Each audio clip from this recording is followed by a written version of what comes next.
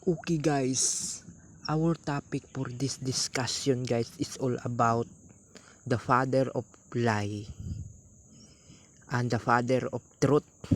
So, the father of lie guys, no other than his name is Lucifer, known as a devil or Satan. And the father of truth, no other than his name is Jesus Christ.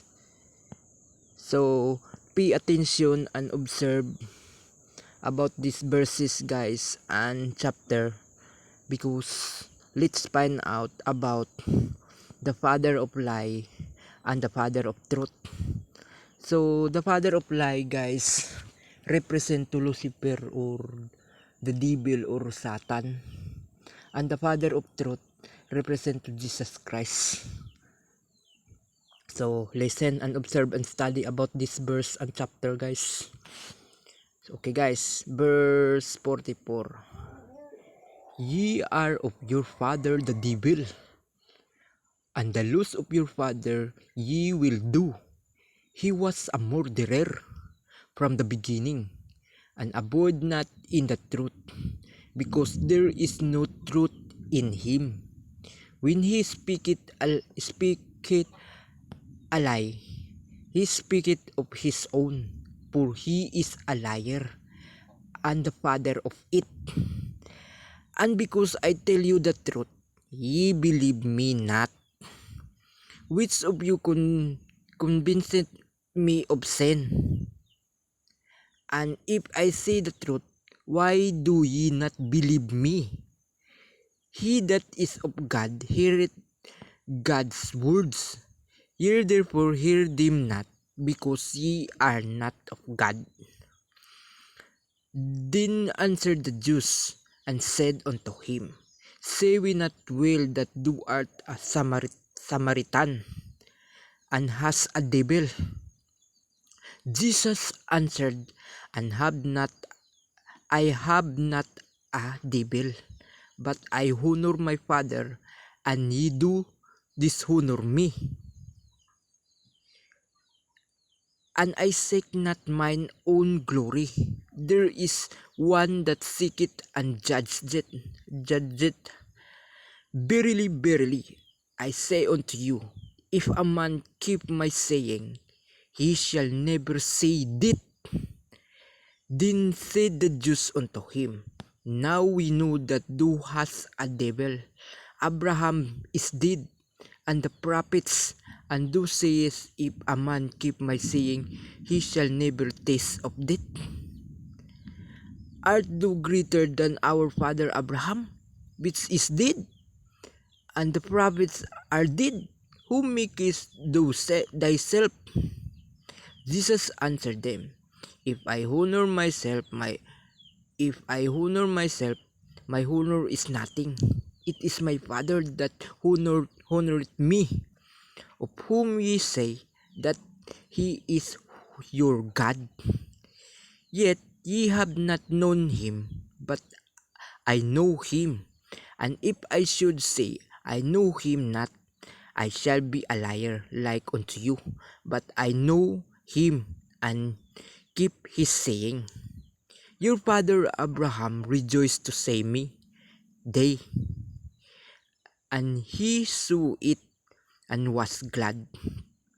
Then said the Jews unto him, Thou art not yet 50 years old, and hast thou seen Abraham? Jesus said unto them, Verily, verily, I say unto you, before Abraham was I am. Then took they up stone to cast at him, but Jesus hid himself and went out of the temple, going through the midst of them, and so passed by. So, the reason guys why the Jews tried to stone my boss Jesus Christ, it because Jesus Christ said, before Abraham was I am. So, meaning to see, guys, Jesus Christ proclaim and declare himself he is God Father.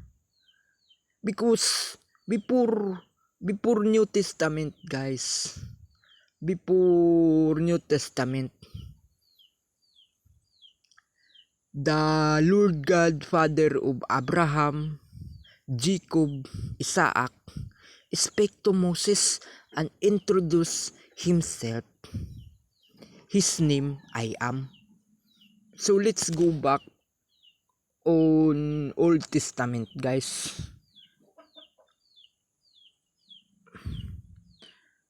So let's go back here in Old Testament, because the Lord God of Jacob, the Lord God Father of Jacob, Isaac, spake to Moses and introduced himself.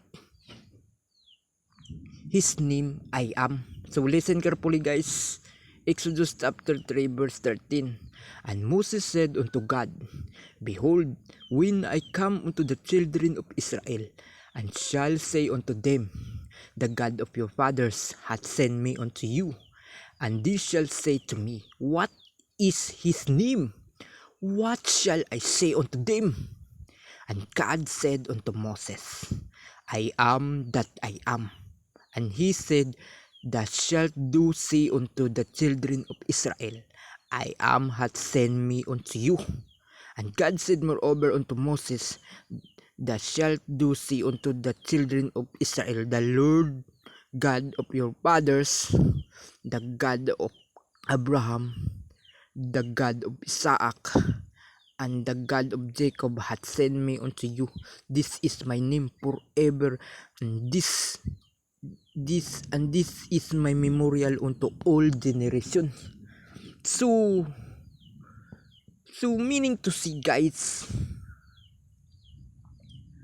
before Abraham, Jesus Christ already I am, because Jesus Christ introduced himself. Jesus Christ introduced himself in front of the Jews. Jesus Christ said, Before Abraham was I am. So meaning to see, guys, Jesus Christ, in the beginning, Jesus Christ already the Lord God Father, the God of Isaac, the God of Jacob, and the God of Abraham. So that's the reason, guys, Jesus Christ said, I and the Father are one. Because only Jesus Christ, guys, the spotless, the righteous, and only Jesus Christ, the Word God, became a human flesh, and only Jesus Christ, the Holy Spirit, became a human flesh. So meaning to see, guys, Jesus Christ is God.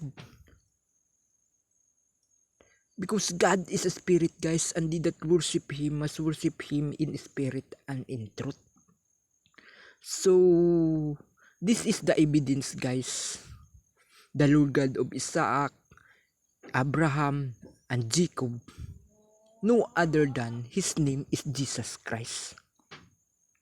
Because absolutely, definitely, truly, guys, Jesus Christ said, I and the Father are one. So, we believe the works, guys. Jesus Christ healed the blind, healed all sickness, give life on the dead body. So those works and miracles, the witness to justify, to prove Jesus Christ is our everlasting Father, the mighty God, the wonderful Counselor, the Prince of Peace, the Alpha and Omega, the first and the last, the beginning and the ending. So this is the evidence, guys. Before Abraham, Jesus Christ already I am. So the Lord God of Jacob, Isaac, and Abraham, no other than his name is Jesus Christ. So that's the reason Jesus Christ said, I and the Father are one. So the father of lie, guys, represent to Lucifer or Satan or the devil, and the father of truth represent to Jesus Christ. Because always remember, guys, there is none good but one, that is God, and there is none good but one, that is Jesus Christ. So the righteous God, guys, the everlasting Father, the Almighty God, the Alpha and Omega, the Prince of Peace, the Wonderful Counselor, represent to Jesus Christ. And be careful on the father of lie, guys, because that is Antichrist or the false Christ and the false church and the atheist. That is the spirit of Antichrist, guys. And always remember, guys, the false church and the false Christ use also the name of Christ for blasphemy, and many deceive, guys. So if you want to avoid wrong teaching, guys, so accept Jesus Christ is your Lord God, Father, and Savior, and keep his commandments and obey his commandments, because the father of lie, the murderers, deceive many.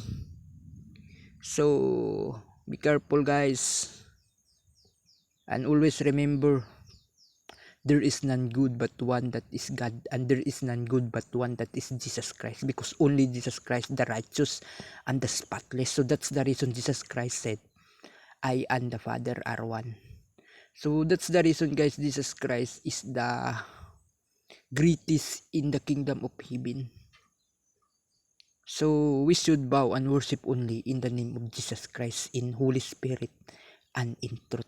We shouldn't bow our neon statues and images, guys. Okay, guys, that's all.